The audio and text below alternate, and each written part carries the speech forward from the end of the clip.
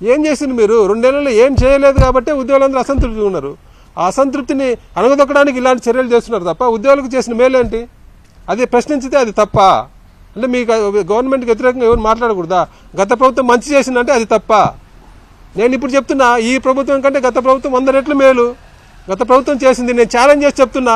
ఇది కాదని చెప్పి ఏ ఉద్యోగ సంఘ నాయకుడైనా ఎవరైనా వచ్చి మాట్లాడమనండి. గత ప్రభుత్వం 2019 ఎన్నికల్లో ఇచ్చిన మేనిఫెస్టో ఇచ్చిన ఉద్యోగులకు ఇచ్చిన హామీలన్నీ కేవలం 1 సంవత్సర కాలంలో 80% హామీలు అమలు చేసింది. ఆర్టీసీ ఉద్యోగులను ప్రభుత్వంలో విలీనం చేసింది. 3,600 కోట్లు ఖర్చు అయిన ప్రభుత్వంలో విలీనం చేసింది. ఆశా వర్కర్లకు జీతాలు పెంచింది. అధికారంలోకి వచ్చిన ఫస్ట్ క్యాబినెట్లోనే 27% ఐఆర్ అప్రూవ్ చేసి 2019 జూలై 1 నుంచి ఉద్యోగులకు ఐఆర్ ఇచ్చింది. 2,36,000 ఉద్యోగాలు ఇచ్చి గ్రామ వార్డు సచివాలయ వ్యవస్థను తీసుకొచ్చింది. కరోనా వంటి ఇబ్బందికర పరిస్థితులు, కరోనా సంక్షోభం వచ్చి ప్రభుత్వం ఆర్థికంగా ఇబ్బంది పడినా కూడా 23% ఫిట్మెంట్ ఇచ్చి ఐఆర్ ఇంప్లిమెంట్ చేసింది. అప్పుడు ఏం చెప్పిండ్రు ఇదే ముఖ్యమంత్రి గారు, ఇదే ఆర్థిక మంత్రులు వీళ్ళంతా ఏం మాట్లాడారు? ఈ పచ్చకామెలు జర్నలిస్టులు అందరూ ఏం మాట్లాడారు? రివర్స్ పీఆర్సీ ఇచ్చిండు, ఇది రివర్స్ ప్రభుత్వం, రివర్స్ పీఆర్సీ ఇచ్చి ఉద్యోగులకు అన్యాయం చేసిందని అన్నారు. నేను ఒకటి అడుగుతున్నా ఉద్యోగులందరినీ, ఇప్పుడు ఈ సందర్భంగా ఉద్యోగులందరూ మీ మనస్సాక్షిని ఆలోచించండి. కరోనా సంక్షోభంలో ఈ ప్రభుత్వం, ఈ ముఖ్యమంత్రి గారు, ఈ ప్రభుత్వం ఉంటే అసలు పీఆర్సీ ఇచ్చిండే వాళ్ళ? గత ప్రభుత్వం, గత ముఖ్యమంత్రి గారు 23% ఫిట్మెంట్ పీఆర్సీ ఇచ్చింది. అదే ఈ ప్రభుత్వం ఉంటే పీఆర్సీ ఇచ్చిండే వాళ్ళ? మనకు పీఆర్సీ ఇవ్వకపోగా మన జేబులో నుంచి కరోనా ఇబ్బంది ఉందని మన జేబులో నుంచి 1 రోజు 2 రోజులు శాలరీస్ గతంలో చూసినా మనం రాజధాని ఉండి పెట్టి మన ఎంప్లాయీస్ శాలరీ 1 రోజు 2 రోజులు వసూలు చేసిండు. హుద్దూదు వచ్చినప్పుడు 1 రోజు జీతం వసూలు చేసిండు. అట్లా కరోనా టైంలో కూడా కరోనా హుండీ అని ఒకటి పెట్టి మన జీతం లాగేవాళ్ళు తప్ప కరోనా టైంలో మనకు పీఆర్సీ ఇచ్చిండేవాడా ఈ ముఖ్యమంత్రి ఉంటే? అప్పుడు మీడియా వాళ్ళు కూడా ఏం మాట్లాడేవాళ్ళు? రాష్ట్రం అంతా ఇబ్బంది పోతుంటే వీళ్ళకి పీఆర్సీలు కావాలా, ఐఆర్లు కావాలా? ఈ టైంలోని ఈ పచ్చ జర్నలిస్టులు, పచ్చ మీడియా వాళ్ళు కూడా మన మీద, ఉద్యోగుల మీద ఎదురుదాడి చేసేవాళ్ళు. మనం ఒకవేళ ఐఆర్ కానీ పీఆర్సీ అలాంటివి ఏమైనా అడిగింటే ఈ ప్రభుత్వం ఆ టైంలో ఉండి మనం అలాంటివి అడిగింటే మనం అడగకుండా మన మీద ఎదురుదాడి చేసి మన నోరు నొక్కేవాళ్ళు. అది వాస్తవం కాదా? అంత అన్యాయంగా ఈ ప్రభుత్వం చేసేది అప్పుడు. అలాంటిది అప్పుడు ఆ ముఖ్యమంత్రి గారు కాబట్టి ఆయన ఇచ్చిన మాట ప్రకారం ఐఆర్ ఇచ్చిండు, ఇచ్చిన మాట 23% ఫిట్మెంట్తో పీఆర్సీ అమలు చేసిండు. అది చేసిన ఆ గవర్నమెంట్ ఇంకా చాలా చేసిండ్రు. వేలాది టీచర్లకు ప్రమోషన్లు ఇచ్చిండ్రు. ఒక్కొక్క కొత్త పోస్టు ఎంఈఓలో గొడవలు ఉంటే ప్రమోషన్లు ఆగిపోతే మండలానికి ఒక ఎంఈఓ కొత్త పోస్ట్ క్రియేట్ చేసి ఎంఈఓ ప్రమోషన్లు ఇచ్చిండ్రు. అలాగే ఎంపీడీఓలకు 25 నుంచి ప్రమోషన్ లేకుంటే వాళ్ళకి కొత్త పోస్ట్ క్రియేట్ చేసి ప్రమోషన్లు ఇచ్చిండ్రు. సర్వే ఎంప్లాయీస్కు 20,000 నుంచి ప్రమోషన్లు రావడం లేదని వాళ్ళకు పోస్ట్ క్రియేట్ చేసి ప్రమోషన్లు ఇచ్చిండ్రు. ఇలా ఎన్నో చాలా చేసిండ్రు. మహిళలకు చైల్డ్ కేర్ లీవ్ 2 నెలల నుంచి 6 నెలలకు పెంచిండ్రు. మహిళలు ఇబ్బంది పడతారు, వాళ్ళకి స్పెషల్ ఆరోగ్య సమస్యలు ఉంటాయని చెప్పి సంవత్సరానికి ఒక 5 స్పెషల్ క్యాజువల్ లీవ్స్ ఇచ్చిండ్రు. డిపార్ట్మెంట్ ఎగ్జామ్స్లో కూడా గత ప్రభుత్వం అంటే ఇప్పుడున్న ప్రభుత్వం 2014-19 మధ్య ఉద్యోగులను ఇబ్బంది పెట్టాలని ఉద్యోగులు డిపార్ట్మెంట్ పరీక్షలు పాస్ కాకూడదు, వాళ్ళను పాస్ తగ్గించాలి, వాళ్ళకి ప్రమోషన్లు ఇంక్రిమెంట్ రాకుండా అడ్డుకోవాలని చెప్పి డిపార్ట్మెంట్ పరీక్షల్లో కూడా నెగిటివ్ మార్క్ సిస్టమ్ తీసుకొచ్చే దాన్ని గత ప్రభుత్వం, గత ముఖ్యమంత్రి గారు తీసేసిండ్రు. ఇలా ఉద్యోగులకు మేలు చేసే పనులు ఎన్నో చేసిండ్రు. మీరేం చేసిండ్రు చెప్పండి? ఈ 2 నెలల్లో మీరు ఉద్యోగులకు ఇది చేసినామని చెప్పండి.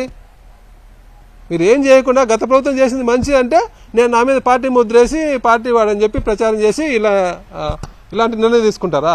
అంటే ఉద్యోగులు ప్రశ్నించకూడదు మిమ్మల్ని అని చెప్పి మీరు ఇష్టం వచ్చినట్టు చేస్తారా? గత ప్రభుత్వం హామీలన్నీ 1 సంవత్సరంలో 80% హామీలు అమలు చేసింది. మీరు 2 ఏళ్ళు అయింది, ఒక హామీ అమలు చేసిందా? చేయలేదు. నేను ఉద్యోగులందరికీ సందర్భంగా కోరుతున్నా, 2014 మేలో మీ జీతం ఎంత ఉంది? 2019 మేలో మీ జీతం అంటే గత ప్రభుత్వం, ఇదే ప్రభుత్వం 2014లో అధికారం చేపట్టిన రోజు మే శాలరీ మీద ఎంత, 2019 మే శాలరీ ఎంత లెక్కేసుకోండి.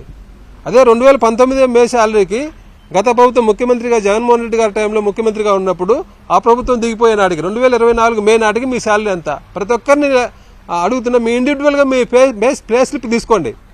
14 మేలో మీ శాలరీ ఎంత ఉంది, 19 మేలో మీ శాలరీ ఎంత ఉంది, 24 మేలో మీ శాలరీ ఎంత ఉంది? ఏ ప్రభుత్వంలో ఎక్కువ పెరిగిందో మీరే లెక్కేసుకోండి. ఏ ప్రభుత్వం మంచి చేసిందో మీరే లెక్కేసుకోండి. 100కు 100% గత ప్రభుత్వంలో 75 నుంచి 80% పెరిగితే అంతకుముందు ప్రభుత్వంలో 60 నుంచి 65% పెరిగింది జీతం. మళ్ళీ ఏ ప్రభుత్వం మంచి చేసింది? మంచి చేసిన ప్రభుత్వం మంచి అంటే మీకు నొప్పా? మీరు ఏం చేయకుండా మిమ్మల్ని పొగడాలా? ఇదే నా పద్ధతి? పొగడపోతే ఉద్యోగుల మీద యాక్షన్ తీసుకుంటారా? ఇప్పుడు ఏం చేసింది మీరు? ఉద్యోగులు ఒక కక్షపూరిత రాజకీయం తీసుకొచ్చిండ్రు సచివాలయంలో. ఇప్పుడు నా మీద యాక్షన్ తీసుకున్నారు. మీ టైంలో మీరు చెప్పారు కదా, నల్ల చొక్కాలు వేసుకొని మీ పక్కన కూర్చొని బీజేపీని ఓడించండి, బీజేపీ నుంచి రాష్ట్రం నుంచి తరిమి కొట్టండి అని చెప్పిండ్రు. వీళ్ళందరి మీద కంప్లైంట్ ఇచ్చే రేపు ప్రభుత్వం వచ్చినాక వాళ్ళందరూ ఉద్యోగాలు పోవా? ఇప్పుడు వాట్సాప్లో టీడీపీకి అనుకూలంగా వాట్సాప్లో పెట్టిన వాళ్ళు, గత ముఖ్యమంత్రి గారు జగన్మోహన్ రెడ్డి గారిని తిరుతూ వాట్సాప్లో పెట్టిన ఎంప్లాయీస్ చాలా మంది, నా దగ్గర 100 మంది లిస్ట్ ఉంది. 100 మంది లిస్ట్ ఉంది. ఏది టీడీపీకి అనుకూలంగా వాట్సాప్లో ప్రచారం చేసిన వాళ్ళు, గత ముఖ్యమంత్రి గారిని తిరుతూ వాట్సాప్లో ప్రచారం చేసిన వాళ్ళ లిస్ట్ 100 మంది ఉంది. ఆ 100 మంది ఉద్యోగాలు పోగొట్టుకోవాలా రేపు ప్రభుత్వం మారితే? అదేనా మీరు చెప్పేది? అంతే కదా, ఇందరితో ఆగిపోతుందా ఇది? ఒక చెడు సాంప్రదాయాన్ని మీరు తీసుకొచ్చే ఆ చెడు సాంప్రదాయాన్ని కొనసాగిస్తే ఏమవుతుంది? ఉద్యోగుల మధ్య విభేదాలు సృష్టించి ఉద్యోగులను ఇబ్బంది పెట్టడం తప్ప, ఉద్యోగులు ఎవరు భవిష్యత్తులో ప్రభుత్వానికి వ్యతిరేకంగా ఎవరు ఉద్యోగులు మాట్లాడకుండా చేయడం కోసం తప్ప ఉద్యోగులకు మేలు చేసే చర్య అవుతుందా ఇది? ఇలాంటి చర్యల వల్ల ఉద్యోగుల్లో వ్యతిరేకత తెచ్చుకోవడం తప్ప ప్రభుత్వం ఆశించేది ఏం లేదు. నాకు వచ్చిన నష్టం ఏం లేదు. నేను ఇలాంటి వాటికి భయపడను. ఖచ్చితంగా ఫైట్ చేస్తా. న్యాయం జరుగుతుంది. కోర్టుకు వెళ్తా, కోర్టులో న్యాయం జరుగుతుంది. నేను ఎలాంటి తప్పు చేయలేదు. తప్పు చేసిన ఎలాంటి రుజువులు లేవు. రుజువులుండే చాలా 100 కేసులు చెప్పిన. రుజువులుండే వాళ్ళ మీద గత ప్రభుత్వాలు ఇది ఇలాంటి పట్టించుకోకూడదని చెప్పి వదిలేసింది. అలాంటిది ఏం రుజువు లేకుండా ఒక కక్షపూరితంగా నా మీద ముఖ్యమంత్రి గారికి, అంటే కొన్ని మీడియా ఛానళ్లు నన్ను ఎందుకు ఒక శత్రువులాగా, ఈ ముఖ్యమంత్రి గారు కూడా ఎందుకు అంటే 2017 ఎలక్షన్లో కూడా నేను పోటీ చేస్తే నన్ను ఓడించడానికి నన్ను ఇంటికి పిలిచి బెదిరించి నువ్వు పోటీ చేయొద్దని చెప్పి, అప్పుడు గెలవాల్సిన వాడిని ఆయన ఇన్వాల్వ్ అయ్యి ఆ ఎలక్షన్లో నన్ను ఓడగొట్టిండు. ఎందుకు మళ్ళీ నా మీద వ్యక్తిగతంగా కక్షంతో తెలియడం లేదు. ఖచ్చితంగా ఇలాంటివి అయితే నేను కోర్టులో నాకు న్యాయం జరుగుతుందని చెప్పి ఆశిస్తున్నా. కొన్ని మీడియా ఛానళ్ళు కూడా ఇష్టం వచ్చినట్టు నా మీద, నేను గత ప్రభుత్వంలో జగన్ బంటు అని నేను అనలేదు. ఆ మాట ఆ పత్రికలు రాస్తే జగన్ బంటు ఎలా గెలిచిండు, నేను సెక్రటరీలో ఎంప్లాయీస్ నాకు ఓట్లేసి గెలిపించే జగన్ బంటు ఎలా గెలిచిందని చెప్పి వాళ్ళే రాసిండ్రు. సరే మీరు బంట అంటే అనుకోండి, నేను గవర్నమెంట్ ఎంప్లాయీని, గవర్నమెంట్కి హెడ్ ఆ రోజు ముఖ్యమంత్రి గారు కాబట్టి మీరు అంటే అనుకోండి. నేనన్నా వాళ్ళంటే అన్నా తప్ప నేను జగన్ బంటు అన్నా, నేనే ఒప్పుకున్నానని రాయడం. స్థానిక ఎన్నికల్లో కరోనా సమయంలో ఇబ్బంది ఉంది, కరోనా వల్ల ఉద్యోగులు ప్రాణాలు కోల్పోయే పరిస్థితి ఉంది కాబట్టి లోకల్ బాడీ ఎలక్షన్లు చాలాసార్లు డిలే అయినాయి, చాలాసార్లు పోస్ట్ పోన్ అయినాయి. ఇప్పుడు ఇబ్బంది ఉంది కాబట్టి ఉద్యోగులకు పోస్ట్ పోన్ చేయండి అడిగితే అప్పుడు మేము ప్రభుత్వ తొత్తులు అని చెప్పి మీరు అన్నారు. ఇప్పుడు ఏమైంది? ఇప్పుడు లోకల్ బాడీకి టైం అయిపోలేదా? ఎలక్షన్ పెట్టిందా? ఇప్పుడు కరోనా ఇబ్బంది ఉందా? ఇప్పుడు ఎంప్లాయీస్ రెడీగా ఉన్నారు ఎలక్షన్లు పాల్గొనడానికి. మళ్ళీ ఎందుకు ఎలక్షన్ పెట్టడంలా? ఇప్పుడేం కొంప మునగలేదా? అప్పుడు ఆ రోజు ఇబ్బంది ఉంది, ఎంప్లాయీస్ అది కరోనా వంటి ఇబ్బందుల్లో ఉద్యోగులు ప్రాణాలు పోతున్నాయి, పబ్లిక్ కూడా ఇబ్బంది, పబ్లిక్ కూడా నష్టపోతారు, ప్రాణాలు కోల్పోతారు ఎలక్షన్ జరుగుతాయి ఆ టైంలో అని చెప్పి పోస్ట్ పోన్ చేయండి అంటే యాగి చేసి మమ్మల్ని మీద పార్టీ ముద్ర వేసిండ్రు. ఇప్పుడు ఏం లేదు, ఎందుకు పెట్టాము మళ్ళీ లోకల్ బాడీ ఎలక్షన్లు? మీకు నచ్చితే మీ ఇష్టం వచ్చిన ఏమైనా చేయొచ్చు, మాకు ఇబ్బంది అవుతుంది, మా ప్రాణాలు పోతాయంటే మీరు మా మీద ముద్రేసి మమ్మల్ని పార్టీ ముద్రేసి మమ్మల్ని బదనాం చేస్తారా? ఇలాంటివన్నీ ఎక్కువ రోజులు నడవవు. ఖచ్చితంగా కోర్టుకు వెళ్తాం, కోర్టులో నాకు న్యాయం జరుగుతుందని ఆశిస్తున్నా. ఇప్పుడైనా ప్రభుత్వం ఇది చేసిన తప్పును తెలుసుకొని వెనక్కి తీసుకోవాలి. నేను సిఎస్ గారికి కూడా ఒక రిప్రజెంటేషన్ ఇచ్చా, దీని మీద పునరాలోచన చేయాలని చెప్పి. దాని నుంచి ఎలాంటి స్పందన లేకపోతే ఖచ్చితంగా కోర్టును ఆశ్రయించి కోర్టులో నాకు న్యాయం జరుగుతుందని ఆశిస్తున్నా. ప్రభుత్వం మీద అయితే ఖచ్చితంగా ఇలాంటి చర్యలకు భయపడతామని అనుకోవద్దు. ఇలాంటి జరిగినప్పుడు ఇంకా కొద్దిగా ఫ్రీగా ఇంకా గట్టిగా మాట్లాడగలను ఇలాంటి టైంలో. కాబట్టి నాకు ఉద్యోగం ఉండే లేకపోయినా నేను ఎంప్లాయీస్ తరఫున ఎప్పటికీ ఫైట్ చేస్తూనే ఉంటాను, ఎంప్లాయీస్ వాయిస్ని వినిపిస్తూనే ఉంటాను. Thank you very much.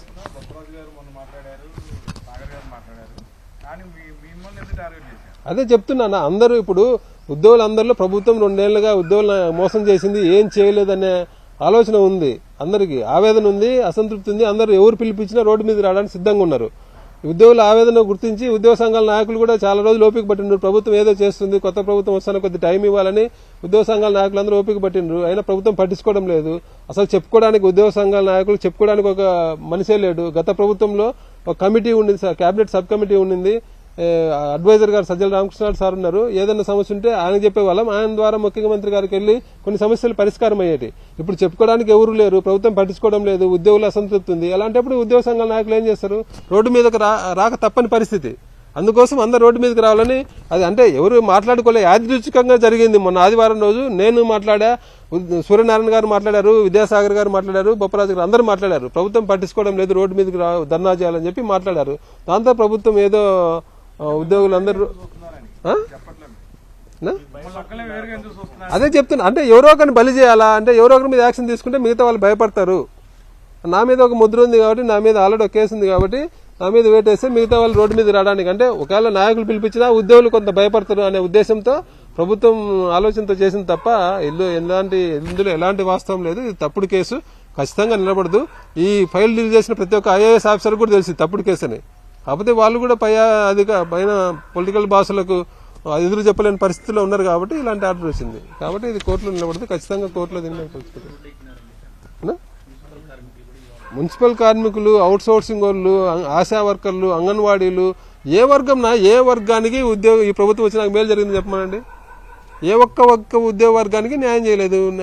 రావాల్సినట్టు వాళ్ళు చెప్పిన హామీలు పక్కన పెట్టండి, లెజిటిమేట్ గా మాకు రావాల్సినట్టు కూడా రావడం లేదు. 2 నెలల్లో ఒక డిఏలకు దిక్కు లేదు. 2 నెలల్లో ఒక డిఏని ఇచ్చేది. 4 డిఏలు పెట్టిన ప్రభుత్వం గతంలో ఎప్పుడు లేదు. కరోనా సమయంలో గవర్నమెంట్ ఆఫ్ ఇండియా హోల్డ్ చేసింది కాబట్టి ఆ టైంలో పెండింగ్ ఉండేది తప్ప డిఏలు. మిగతా అప్పుడు ఎప్పుడు 4 డిఏలు ఏ గవర్నమెంట్ పెండింగ్ పెట్టలే. ఇప్పుడు గవర్నమెంట్ పెట్టింది పెండింగ్. ఇట్లా ప్రతిదీ అంటే ఉద్యోగులకు ఏం చేయకూడదు, ఉద్యోగులు ఏం మాట్లాడకుండాలంటే వాళ్ళని భయపెట్టాలనే ఒక ఉద్దేశంతో చేసిన పనే ఇది. ఇలాంటివి నడవవు. ఖచ్చితంగా టైం వచ్చినప్పుడు ఉద్యోగులు ఏంటో చూపిస్తారు ఖచ్చితంగా.